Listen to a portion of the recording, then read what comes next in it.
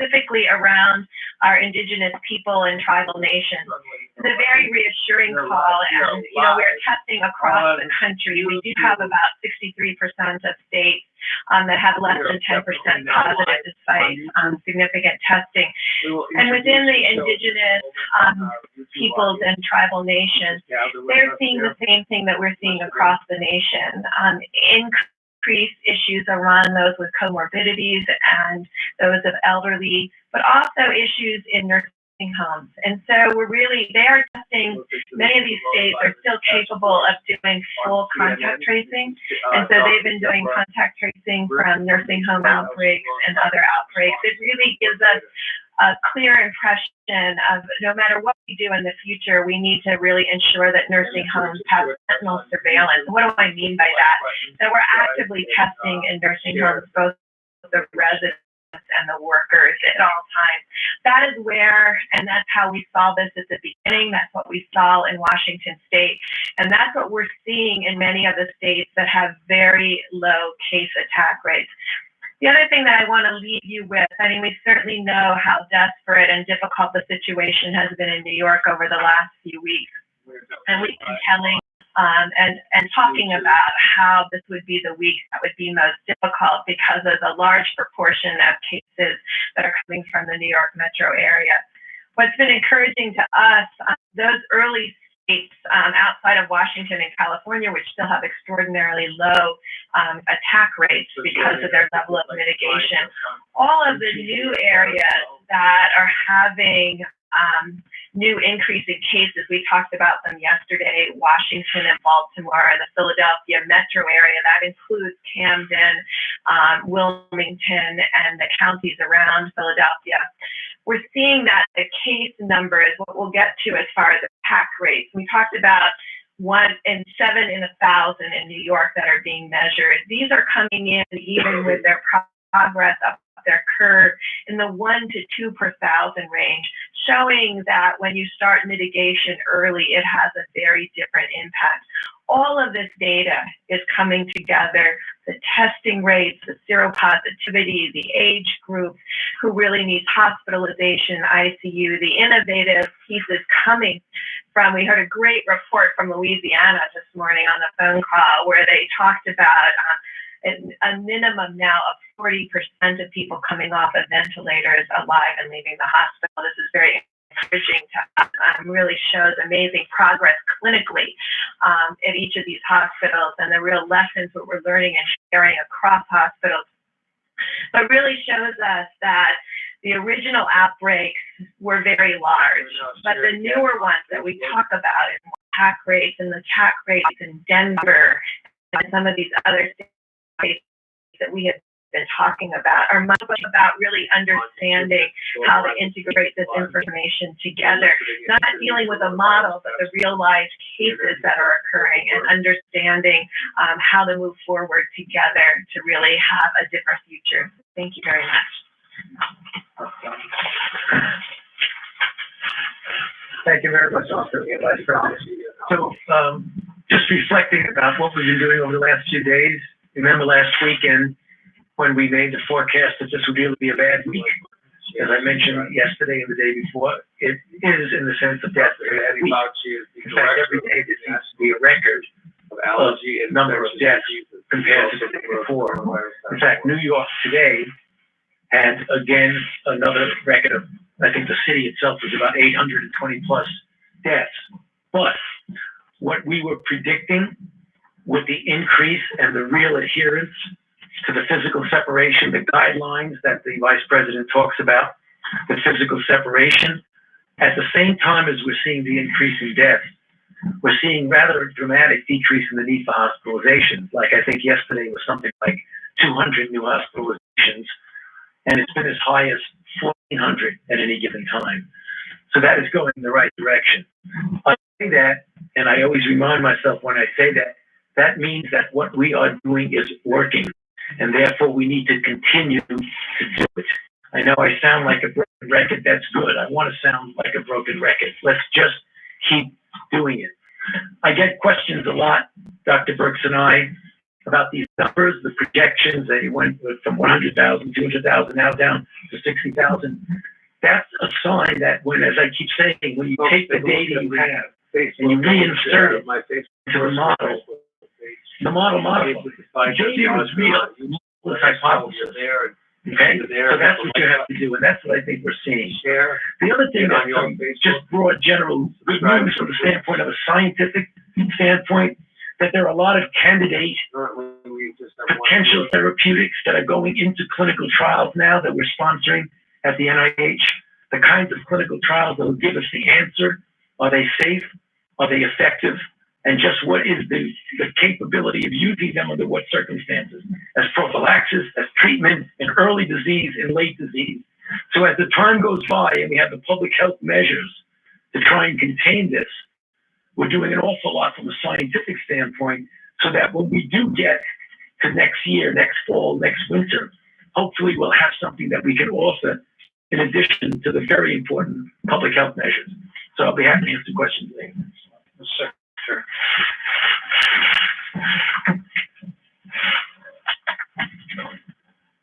Vice President, thank you, and thanks to the task force, and of course, thanks to the President for his leadership. The important public health measures that have been discussed so much in these briefings in this room have had a large impact in American workplaces. We saw that again today as the Labor Department released figures showing that 6.6 million new unemployment claims were filed last week. We're all mindful, the President mentioned this, that the American people are making difficult sacrifices. That has included being furloughed, laid off, or having a small business struggle. That said, American workers can be encouraged by how swiftly and comprehensively the President and Congress have responded. 3 weeks ago, the U.S. never had a law requiring paid sick leave at U.S. companies. But 3 weeks ago, the President signed the Family First Coronavirus Response Act, which did provide paid sick leave, as well as expanded family and medical leave for employees at businesses, with those small businesses being reimbursed dollar for dollar for having provided that leave. Last week, the Labor Department issued rules to implement these leave requirements of the Family First Act. And we've been in near constant contact with employers and employees to help them understand the law and in a number of cases already to help workers get the leave that they were entitled to. Another unprecedented benefit for workers was provided in the CARES Act less than 2 weeks ago. That law, as you know, includes a $600 a week plus up to unemployment benefits that are provided by the states. We have millions of unemployed Americans who are making a sacrifice for our national well-being. These bonus payments, and they're unprecedented, the government has never provided a plus-up unemployment payment like this. These payments are intended to make those workers whole as near we can. This temporary benefit is available not just to employees, but also to the self-employed and gig economy workers. Before the President signed the CARES Act, gig workers, independent contractors were not available for employment compensation. Today they are. Continuing on with more of a show. At the department, our team has worked day and night to be able to make this benefit available. I'm pleased that a number of states are now making those $600 additional weekly payments. More states will follow in the coming days. How long it takes will vary by states. Some states' systems will take longer. But we at the department will continue to support them. We've already dispersed $500 million to states to help them with their systems and making these payments. We have another $500 million that we're ready to release. And for workers who don't get this benefit when it's first due them, states will be able to catch them up later when their computer systems are able to make these payments. Let me add that we're also mindful at the Labor Department that many Americans remain in the workplace, including on the front lines in our hospitals, as well as our emergency responders. My department's Occupational Safety and Health Administration, or OSHA, has been providing to employers and employees on coronavirus since the early days of this health emergency. We are fielding and responding to calls from workers worried about their health, and sometimes from workers who believe they've been illegally disciplined by their employer for expressing health concerns. We will not tolerate retaliation. OSHA will continue to work with workers and employers to keep workplaces safe, using all the tools available to us, including enforcement if needed. I wanted to finish by commenting on the Paycheck Protection Program, which we heard about earlier, run by the Small Business Administration. This, of course, is loans to small businesses to enable them to meet certain costs, including utilities, rent, and most important from my perspective, payroll. As you know, if these companies receiving the loans keep workers on payroll, these loans are largely free. Here's why that program is so important from my perspective. We're seeing unemployment filings right now of the like we've never seen. But these numbers aren't the result of an underlying weakness of the economy. Our economy has been vibrant, incredibly strong just weeks ago. As we've heard again today, if we are disciplined now and adhere carefully to the guidance being provided by health authorities, we'll get that economy back. The President spoke at the State of the Union of the blue-collar boom we are experiencing. We want to lay the groundwork now for it. We'll get there in part by helping companies hold on to their workers, which is what the Paycheck Protection Program does. Keep them on payroll so that when businesses are ready to reopen, they have the workers they need and Americans have jobs. We will continue at the department, I know here at the White House, to be laser focused on American workers and jobs until this is done. So thank you very much. Very well done. Great. We'll take a few questions. Yes, please. Question for Dr. Burks, Dr. Stacie. Just to clarify on the federal funding for testing sites in the state, are you saying that federal funding will remain for those sites and will it remain at its current level? It's not merely federal funding, but in many cases we provided personnel from the U.S. Public Health Service and also flowed supplies, personal protective equipment that was required for some of the early forms of testing, but it's less required today with new formats for testing. It is an option, and as I've made clear to several governors, we'll continue to partner with our states. I have to tell you that the way states step forward with the concept of drive-through community-based testing is really inspiring. For our part, working with FEMA and our great team at the U.S. Public Health Service, we stood up some nearly 50 different drive-through test sites around the country, but literally there are hundreds that have been deployed by states and by hospitals and local healthcare providers. But in this instance, we wanted to at least give them the option to take control of that, but we'll continue to resource them with personnel, supplies, and any other support that they need going forward. And then just a question for the doctors. I'm curious, did you see this information out of the CDC in South Korea today that shows that they're seeing evidence of reinfection in some people who have been cured of coronavirus? And what does that mean for our understanding of this? I'm not aware of what you're speaking about now, but clearly there have been anecdotal mentioning of what appeared to be reinfection.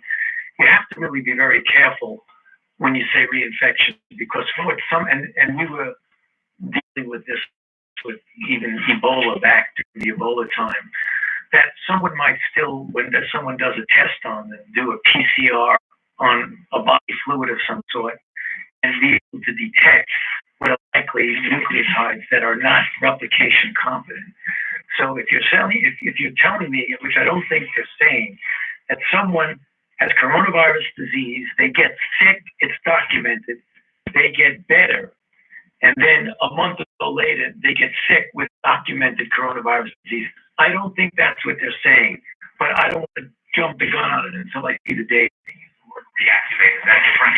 Yeah. Well, yeah, what reactivating would mean is that it depends what you mean by reactivating. If someone clearly is ill and they have virus isolated from them, that you may have a prolonged course. I'd like to see how long they reactivate. I mean, if they were sick and had documented virus, and then 3 months later they had documented virus, is that reactivation or is that infection with another virus? I'd like to see the data before I really comment on that. Dr. Fedor, I wanted to ask about medical criteria. You had a discussion with Dr. Birx and the other public health experts on Tuesday, I understand. Can you discuss what is the medical criteria that you guys are discussing in order to reopen the government? What is the medical criteria? Well, it's less medical criteria than it is public health criteria. And that is, and I think it's really important because all people say reopen the government like it's a light switch that goes on and off of the entire country. We have a very large country with really different patterns of disease and outbreaks in different parts of the country. So it's not going to be a one size fits all. It's going to be what is the kinetics of an outbreak? Is it on the way down? Is it essentially out? Is it still smoldering and possibly going up? I think you're going to have to take it individually. And benchmarks that you're looking at, though? I mean, are there certain numbers that you're looking at, some data that you'd like to see? What would you like to see before that happens? Yeah, well, I will allow Dr. Birx to come up with just my own opinion. I don't think they're going to be benchmarks that are going to be consistent from one to the other. For example, I would not want to pull back at all in New York until I was clear that that curve really was doing what we've seen in other countries, a very steep decline down. And we had the capability, if there was a resurgence, of having everything in place to be able to do containment as opposed to struggling with mitigation, with what you've been doing. That's different than a relatively smaller. Thank you. So what I tried to cover in the brief presentation I gave, in talking to the 17 states that have indigenous populations and tribal nations and discussing with them what they were doing generally and what they were doing specifically in health service, they discussed the ability to find new cases and doing full contact tracing. And so they have strike teams. They're very well organized. You don't hear about them every day, and that's why I wanted to call them out. They're really doing amazing work at their public health institutions with their governors and their mayors, and they are in full. If you're just joining us, I am Selectman Stacie Marie Laughton. I am lead political correspondent and news correspondent at Going Live with Stacie Laughton. Hello. And we've just been watching the coronavirus task force, the White House, some questions and answers. We are, just so you're aware, we are live on YouTube for the second time. Not very many viewers there at the moment. We are also live on Facebook. This is Going Live with Stacie Laughton. And I wanted to first to give you an update on the coronavirus task force and what they've been working on. Though there might be a lot of question as to whether it's good news or bad news, or whether it's a show or not. It doesn't appear right now that I didn't really see Trump there. What we saw was Dr. Anthony Fauci, Dr. Deborah Brick, the vice president, and some others answering questions. But what I wanted to get to you tonight was, we'll get into some politics, but I want to really see how everyone's doing. This has been a very difficult last month for myself and for a lot of other people. I've experienced the loss of my wife, Lisa Laughton, who was a selectman in Nashua at one time. Also lost a good friend, Pierre, at Hearts Peer Support Center in Nashua. Always like to give a good shout out to them and all the services that they're providing the community, even in this time of isolation and quarantining. Hello, good to see you. Good to have you with us. And they're providing peer support over the conferencing app with Zoom and on Facebook, and so it's a great community. So what's been we've seen a lot of changes. You might notice in that when you go to the grocery stores recently around here, a lot of them, not all of them, they're really strictly enforcing social distancing. I can't stress upon you guys enough, the national community and the wider community, that we have to always practice social distancing, not only now, but even after this virus passes. Not necessarily for a long while, but we should, in the winter times, when we get colds and flus, maybe we should stop the spread and slow the curve of that a bit, and just be mindful of people's space and their boundaries. And if they, need to have space, be mindful, be respectful, show a lot of love right now and always, because there's a lot of death right now, and with that death, there's a lot of sadness, and we need to try our best, I think, to really love one another during these times. And I'd like to highlight,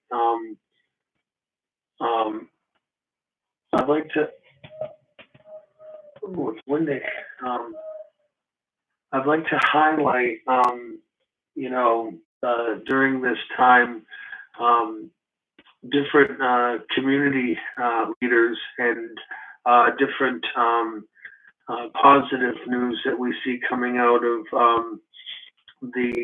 this pandemic. I just want to give a great shout out to the mayor of Nashville, Jim Donches, who has been tirelessly working on our behalf before this crisis, on a lot of other things in the community, road repairs, getting the city back on track, and a lot of projects moving forward.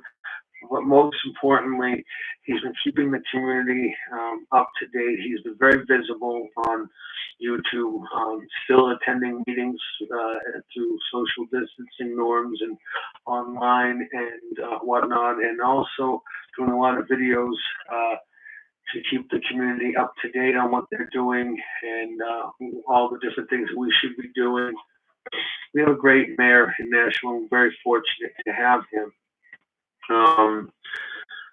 Again, if you're just joining us, this is Going Live with Stacie Laughton. I am Stacie Laughton. I'm the lead political and news correspondent, and we're just giving you a little some community news. Also, we just were on with the coronavirus task force at the White House and whatnot, but. Let's see. So in previous going lives that I've done, and that I was doing last week or the week before, I wanted to go live every night, but sometimes there's been different things that have prevented me from doing so. But I'm glad to be back. I'm sorry to have neglected you all. Let's see. The headline for the Telegraph today, I think it was today, yep, 9. Firefighters support local eateries in the coronavirus fight. On the main stage for firefighters routine. So, a big shout out to the Nashua Fire Department.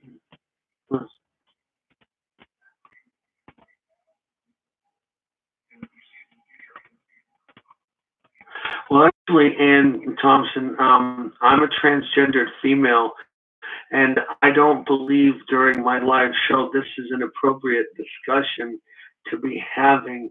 So I'm going to have to delete your comment, but I'm also going to have to block you. I'm sorry. That's not called for. We don't, there's no hatred, or we don't discuss my gender identity. Oh, is that a man or a woman? With the hair pulled back, look at a girl but looks like a boy, and a man would cut his hair. This is we don't tolerate any sort of disrespect at Going Live with Stacie Laughton. I don't tolerate any sort of disrespect in my home or in my community. I don't tolerate it in my comments. I don't tolerate it in my show. I don't tolerate it in my politics. When I'm working in the community and I'm serving my community, I don't discuss people's gender identity unless they want to talk about it. We don't, we try to be as respectful as we can everywhere we go. The community service activities that I do in politics, wherever else, we are always trying to do things to be more equal. And that was totally uncalled for. We don't discuss that on Going Live with Stacie Laughton, and I won't tolerate that. If there's any further disrespect while I go live, those comments will be deleted and the person will be blocked. Ann Thompson, this is what she, that's just not appropriate. We don't tolerate that at Going Live with Stacie Laughton. Sorry. And especially in my city of Nashville, we don't tolerate disrespect. Sorry. Just don't tolerate it. But as I was saying, I'm gonna, give a big shout out to the firefighters in the community. They're responding to a lot of calls, whether it's for coronavirus or whether it's for routine calls, lift assist, accidents. Just a big shout out to Nashville's finest that are in the red engines, the firemen. And so, yes. What else here? Easter Bunny to make a non-traditional appearance on Sunday. It appears, it says here, the main entrance of the National MCA Stadium Drive, where the Easter Bunny will make an appearance Saturday morning from 9 to 11. Wonder how they'll do that and keep with social distancing, but that seems pretty darn cool. That's pretty cool. So the Easter Bunny will be at the National YMCA at on Stadium Drive in Nashua from 9 to 11 on Sunday, and he is awesome. That is awesome. So if I don't know how that is, look it up. I'm sure there'll be more information about that online. Says, the Nashua drive-through restaurant, coffee shops, and even pharmacies dot the landscape almost everywhere, but looks like these days not too many have how popular they've become in these no contact social distancing times. But now with Easter approaching and the specter of closed churches, canceled egg hunts, and no Easter Bunny to meet and greet the folks at the National YMCA have come up with a creative adaptation of the standard drive-through to help solve at least one of those issues. From 9 to 11 a.m. Saturday, and it says appearance on Sunday, but it says at least it says from 9 a.m. on Saturday. Anyone wishing to greet the Easter Bunny can do so from a safe distance that is but close enough to shout Easter Bunny or hi Easter Bunny to the iconic floppy-eared symbol of Christians and springtime holy day. The bunny will be stationed out front of Nashua's Y, which is at 24th Stadium Drive opposite Stellos. Says visitors simply pull into the Y parking lot and follow the markers to get to the drive-through line. Most importantly, everyone must stay in their vehicles, said Beth Covino, the Y's Chief Community Relations Officer. It will be important for families to stay in their cars with the windows rolled up, for everyone's safety, Covino said. Why staff members will be on hand for the duration and will gladly take a photo of anyone who asks. And it says they will post, let's see where, they will post, it says,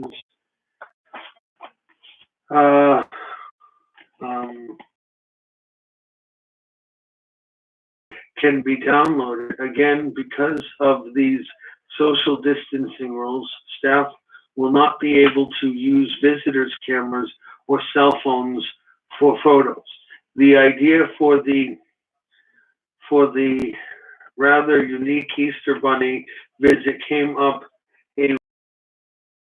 having a lot of fun outside their homes these days. We thought this would be something for them to look forward to, she said. We hope families enjoy this light-hearted opportunity to get out of your homes, at least briefly, Covino said. Covino added, for more information on Saturday's event and on the YMCA's generally something, the name is kind of Deeds-Loop, Saturday's event and on the YMCA's generally go to www.nmymca.org. That story was done by Dean Shalom, may be reached, says his phone number is 594-1256 or D Shalom, DSHALHOUP at NashuaTelegraph.com. But here it says, at the beginning of the story, so they made a typo. It says Easter Bunny to make a non-traditional appearance on Sunday. See? Sunday. But then it does give information for it to be on Saturday, which is pretty cool. I thought that was pretty cool. So that's one story. This is hello, Janet. Thanks for joining. You're just joining us. This is going live with Stacie Laughton, and we're giving just a little a break from traditional news or political news or whatnot. So we're just we've shared a story from the Nashua Telegraph. Ooh, check out the if you are subscribers to the Telegraph or are able to get it. They got some nifty recipes for kids. It says boredom busters, fun activities for all ages to do at home. There's recipes for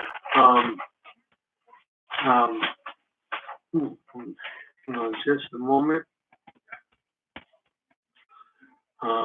It says here there's carrot crisps recipes, easy pizza dough, apple ring pancakes, green bean fries, animal crackers. How about that? Animal crackers. It's how to make them. How about that? Oh, nifty. Oh, I'm gonna have to try that myself. Over the rainbow pizza. What kind of shit are we talking here? 2 pieces, mean other flatbread, something. You just check out the paper, man. That's some pretty cool shit, man. Boredom busters. See? Boredom busters. How about that? Boredom busters. And there's also some customer word search and the word scramble and another word scramble. Things I probably couldn't do it, but I'll try. So, anybody, what are you doing to try to stay positive? Is there any things you're trying to do during your quarantining time? What are you doing with family? Are you volunteering in some way to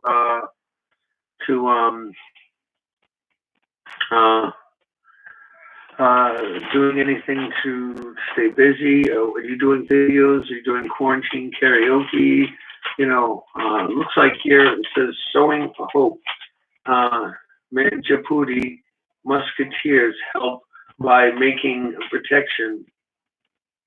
Nashua Latha Manjapudi, she's a state representative, is a New Hampshire state representative, but lately she's been reaping what she sows in the form of cloth masks that she and a team of masketeers, over 50 community members who have been gathering donations and fabric to make masks for healthcare workers, for healthcare works all over the area, workers probably all over the area.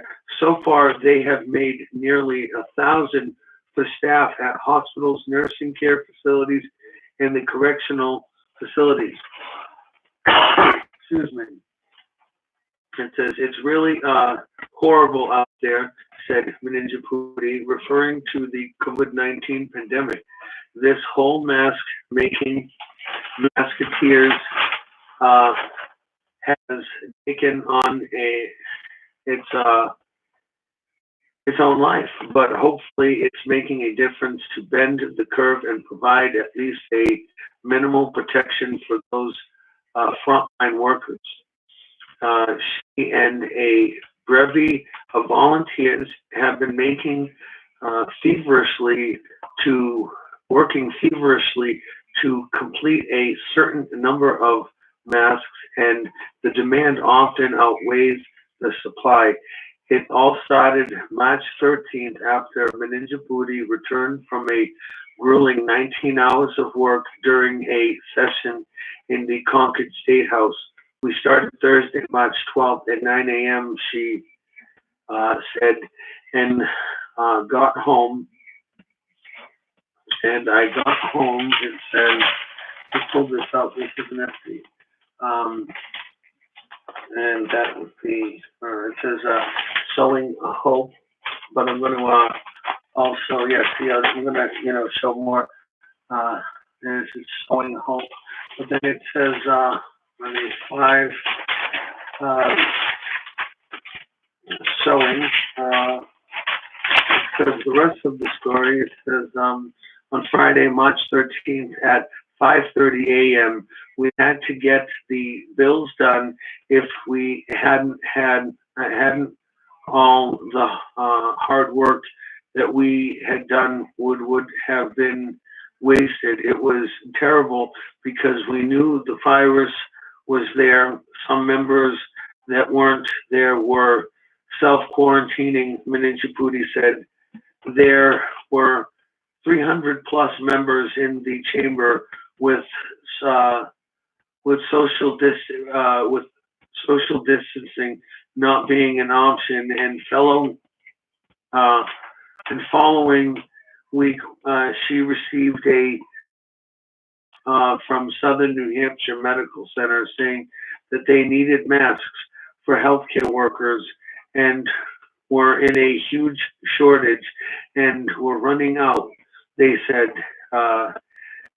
she explained, we're looking more at non-essential staff in the hospital, and they said they could use some cloth masks. And as I know, and some people like to sew, so I called my friend Pegma. I'm not going to try to ruin her name, so it says Pegma Reddy, and said, I need a few volunteers to make 10 to 15 cloth masks. I never guessed we would make 1,000. They started with a minimal number and sent out fleers looking for additional seamstresses who would spare material. Manjapudi did the same, pulling out fabric she had from her kids' younger days years ago. Between Pagma and I, we got a few people together to sew masks. She said, we started with 5 people, people to sew, and Joanne Fabric was giving out patterns. There was a young mom who was a designer. I called her up and asked if she could make a sample pattern for us. And she said, give me 3 hours. She made a handful of masks and gave us 5 templates. The masketeers work gained speed, and numbers of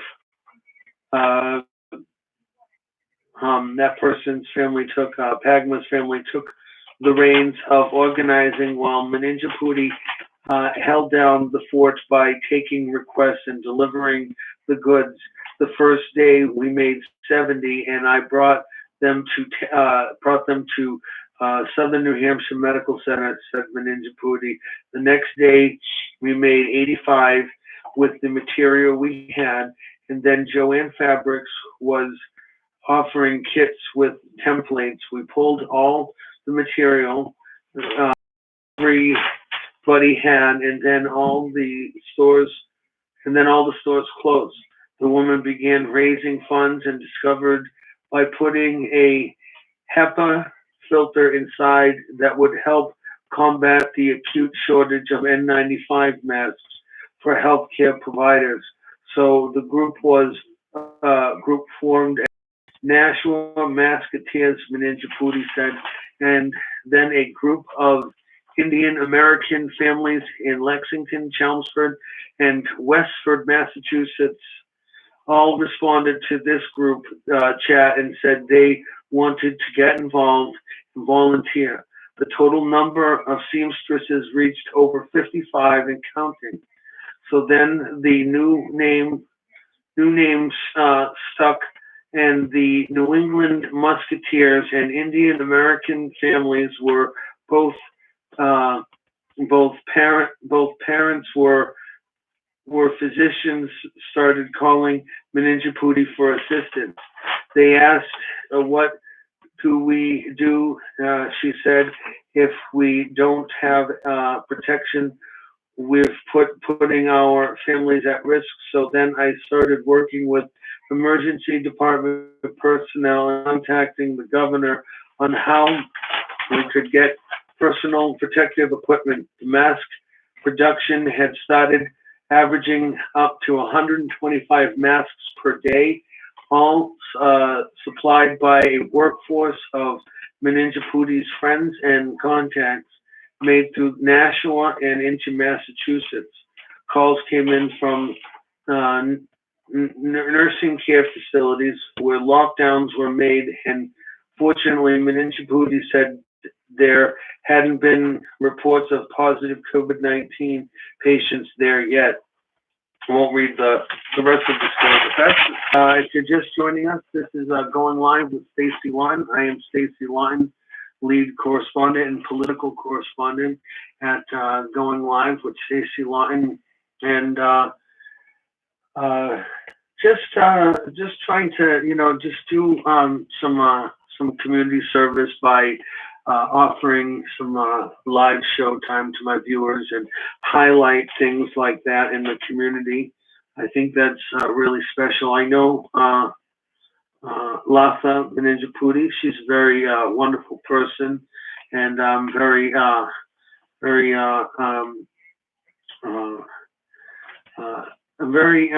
would I say it, happy to see that that she's also stepping up in this way in the community, and that's sowing hope. And so with that, I won't keep my viewers too long tonight. I do want to talk about a few different things. As far as I know, the city of Nashua hasn't contacted anyone saying anything about elections this fall, about how we might make adjustments or this, that, or the other. But I will keep my supporters, my fans, everyone up to date as to what we're doing, because as people know, I'm also a selectman in the city of Nashua. I help the elections, and so we haven't been told if we're going to be making adjustments to the elections this fall just yet, but I will keep everybody up to date. The city always keeps us up to date on everything going on. My hope is that they'll still have it for us. Let's hope they don't switch to just virtual voting or whatnot. I think having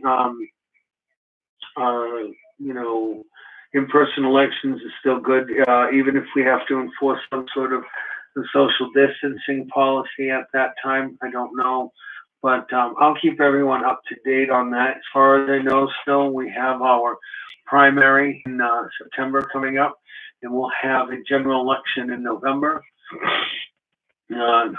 Candidates, some you might have heard about, like there is a candidate, Lewinsky or something. He's currently, I think, on the executive council in New Hampshire.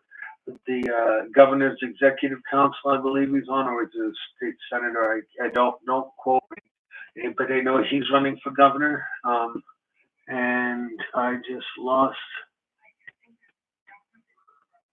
We just lost our feed. Oh shit.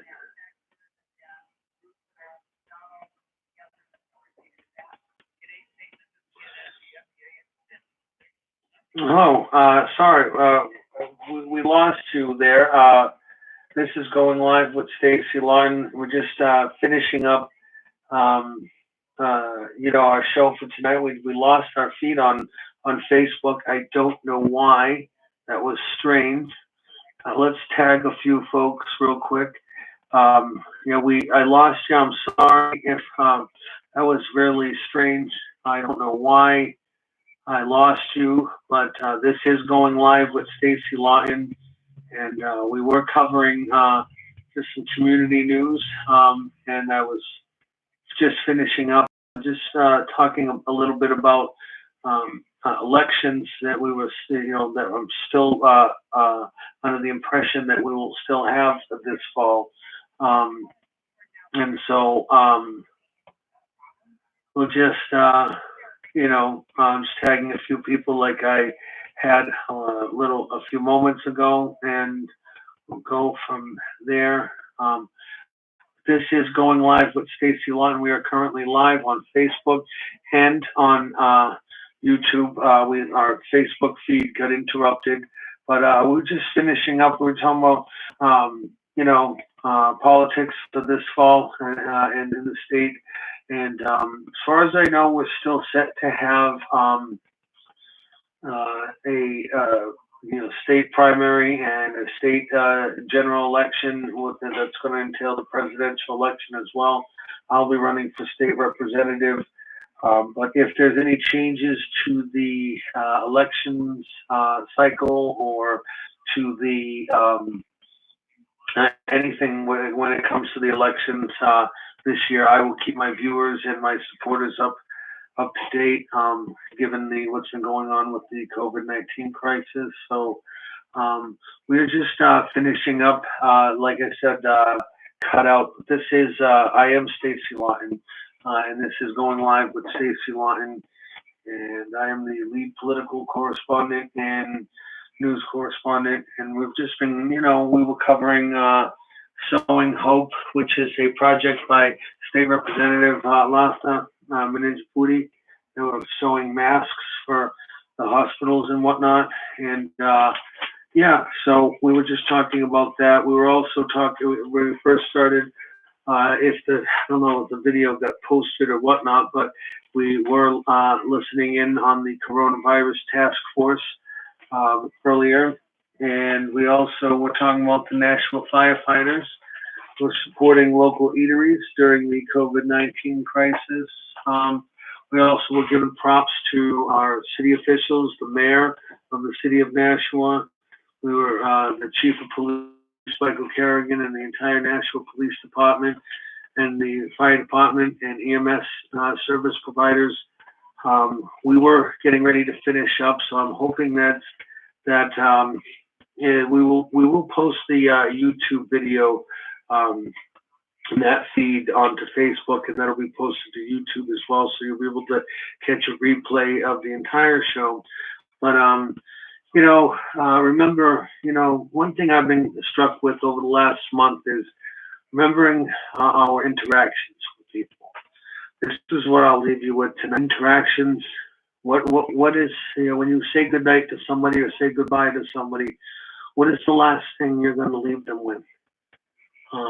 Is it going to be a positive interaction, or is it going to be a negative interaction? And I'm sorry, but I don't want to have negative interactions and have them pile up on my conscience. And then knowing if something were to happen, whether somebody were to pass away, something were to happen, whether they get hit by a virus of any kind, just remember to love one another, love your family. Call a friend tonight and tell them you love them. Just be, try to be a light in this dark times. Let your love that's in your heart shine through to others, and don't let anything be unsaid. Don't let any negativity fester in your hearts and your mouths. Just, if you can let go of something and forgive and forget, try to do that. Try your best to forgive and let go, because we don't know how much time that we're granted, whether we get hit with this virus or whether we get hit with any other sickness, cancer, COPD, dementia, Alzheimer's, whatever. We get hit by a car or have a car accident of any kind. Remember to remember the interactions we're having with people.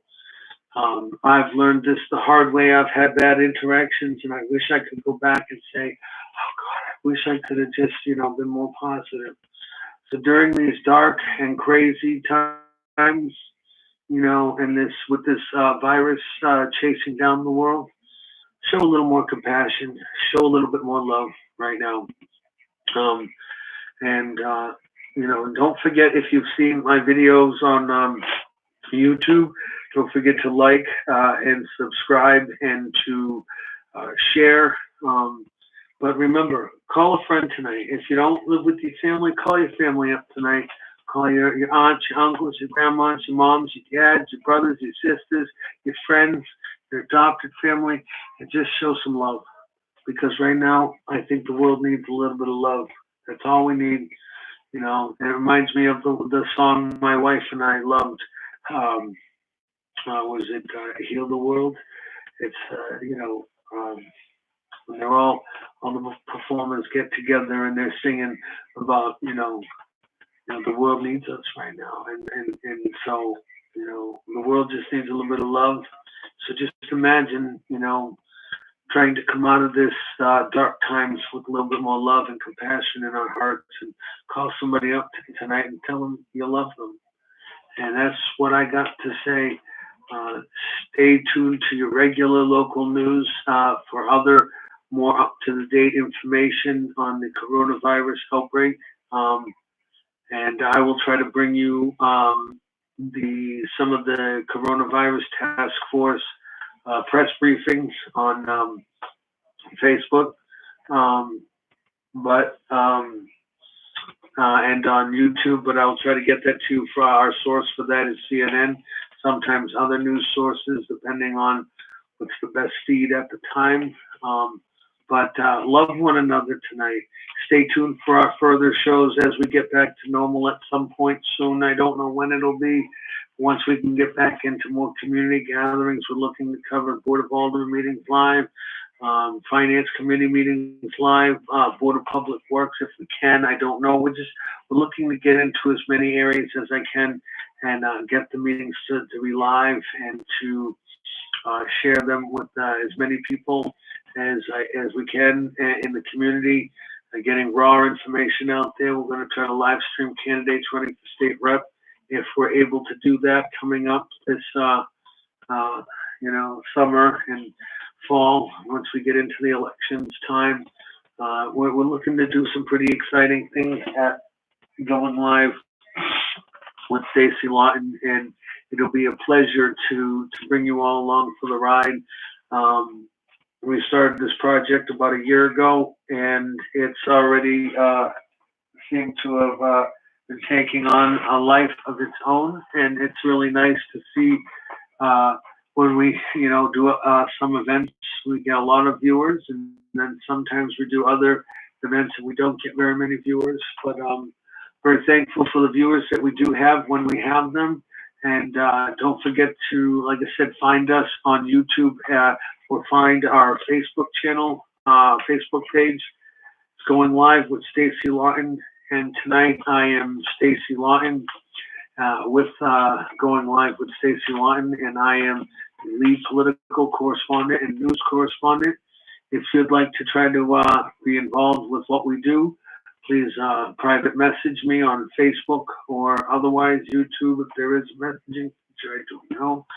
Still figuring out YouTube, but get in touch with me. We're looking to at some point cover some local crime, local public service incidents, major alarm fires. We're also looking to expand, see if we can cover more events. Say if there's like more than one event going on in the city, say a meeting at the auditorium at City Hall, and then there's one in the Aldermanic Chamber. Then there's also a meeting up on Riverside Drive or something. Would like to be able to get some volunteers to be part of this project. We're looking for sponsors. So I would like to sponsor the show. Please donate by going to you can donate through PayPal, which is Laughton 2012 at gmail.com. It's my old campaign email. It's our business, one of my business emails now, but that's Laughton, Laughton 2012 at gmail.com. That's where you can donate at PayPal, but if you want to email the show, go to goinglivewith.stacielaughton at gmail.com. That's goinglivewith.stacielaughton at gmail.com. That's goinglivewith.stacielaughton at gmail.com. And you can always message the show on Facebook. You can also give us a call. And if you have a news idea, an event that you'd like us to cover, our contact information is located on Facebook. In that, I'll give you that number here now as well. That is 603-275-0472. 603-275-0472 is that number to call if you'd like to report a story. Text in a story idea, an event idea, or whatnot you'd like to have covered. Right now we are quarantined up until the end of whenever it's safe enough to go back outside. So we would like to, if we can cover a story for you or go live with you, share a camera feed, a live feed, we'd like to do that and highlight a nifty story going on where you are. We'll get you on the, get you connected somehow as we figure out YouTube and figure out more of what we can do here on live on Facebook. We're finding new features all the time. So thanks for watching tonight. This is Going Live with Stacie Laughton. I am Stacie Laughton. Thank you. It's 8 o'clock or whatever. What did you say? It's 8 o'clock, women. Yes, so thank you. This is Going Live with Stacie Laughton. I am Stacie Laughton, and stay tuned. Stay, if you can, stay happy, healthy, and well, and just stay tuned. And remember to keep your social distancing. Remember to use sanitizers. Remember to sanitize your surfaces with disinfecting wipes. Use your gloves if you have them. Remember when you're going out to use your facial masks and whatnot, or any sort of face covering, a scarf, any type of thing to cover over your face and nose. But also, love one another tonight. Love one another. That's what I got to say. And that's all I got to say. So stay tuned for our next show on Going Live with Stacie Laughton on Facebook and on YouTube now. Thanks for watching.